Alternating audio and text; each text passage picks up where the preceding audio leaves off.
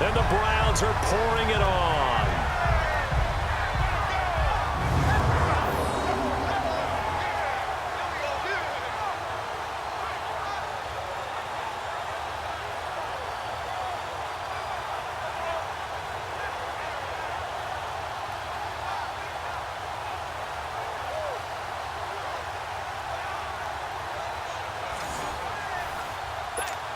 Gonzalez to add the PAT.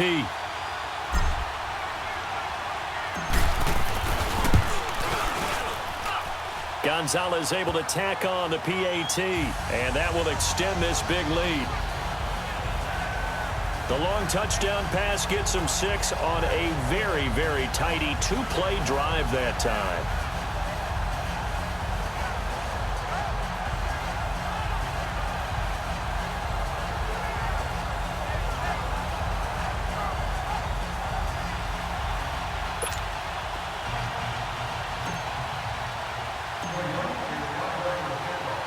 Gonzalez now to kick this one away.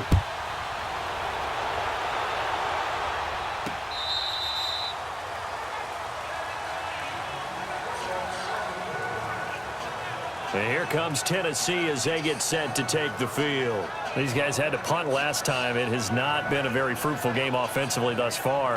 They haven't even made a trip to the red zone. And I know that everyone's going crazy on that sideline because that drives you berserk to come off the field. Now, as you said, not even get to the red zone, let alone, not even put points on the board. They've got to just take a deep breath, relax, try and figure out what is working, and call more of that. To throw is Mariota. Flush to his right. And this one will go to the 28-yard line. He'll get 3 yards on the scramble there. It's second down. How about a tip of the cap to the defense? They're working against a very mobile quarterback, but all day long they've kept him under wraps. And on that play, they held him to a short gain. Here's 2nd and 7 now from the 28. Now a second down throw for Mariota. Forced out to his left. Mariota had an 87-yard run as a rookie. This one a bit less, but it is a first down. Sometimes guys get locked into such a groove. What do we call it? The game slowing down. They see everything happening almost in slow motion. They see the lanes develop. I feel like he's right there. Well, and you want this from your leader, right? With this deficit, this stage of the game, second half, no quit in him. 0. So here's a 1st and 10 at the 38. And now whistles and a flag, and I think we got a jump here.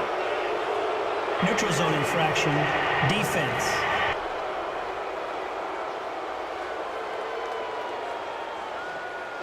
A free 5 yards as the defense jumps. I know it's an anticipation game for them, but it's also a reaction game, and they reacted poorly on that one. Now a chance to make that encroachment penalty really hurt. 1st and 5.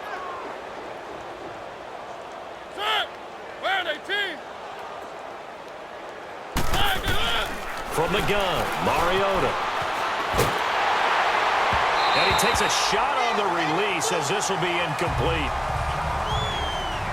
Maybe a little frustration starting to creep in. The offensive line hasn't done a great job of protecting him in this game, and there he was, hit again as he threw it. Yeah, another time on his backside, probably starting to get a little frustrated. Got to keep his composure. Can't let the defense know that they're getting to him.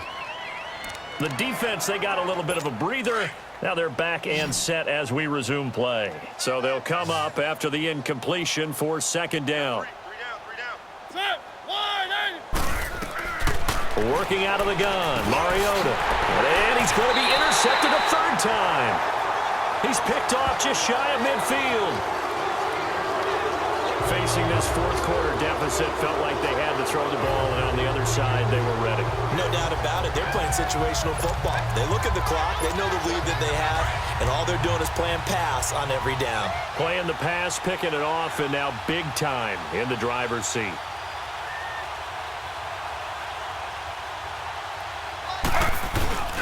Now Taylor off the bootleg, escaping the pressure right. Now he's going to let it go deep right sideline.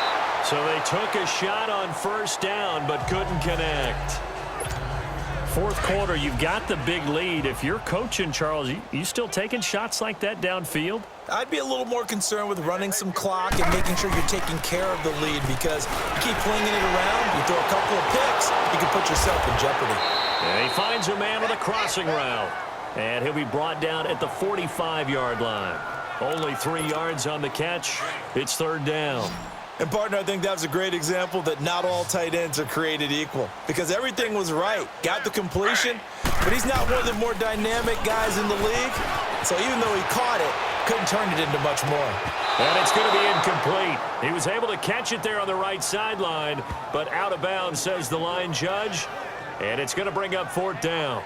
Finally, a good play there defensively on the deep ball. The secondary has had its struggles this entire game. Offensively, they've had their way with them. So it looks like the offense isn't going anywhere. They're going to go for it on 4th and 7. Off the bootleg. Taylor flushed out right. He can run for it, and he will. And he gets it inside the 35 and just shy of the 30. Fourth down, no problem. Just a ho-hum pickup of 14 to keep the offense on the field. Well, that was man coverage. So once he decides to run with the football, there's no one to account for him, and he turns it into a nice gain. To throw is Taylor. Off the bootleg.